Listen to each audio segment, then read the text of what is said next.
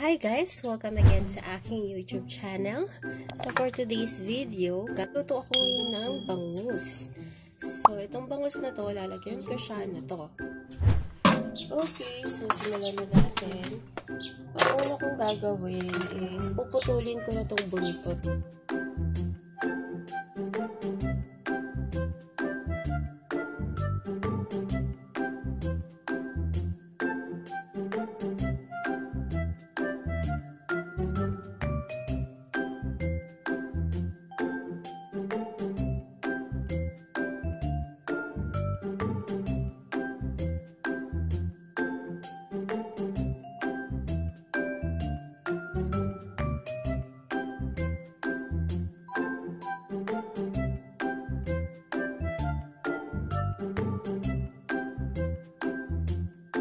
Tapos yun guys, kumuha lang tayo ng mixing bowl.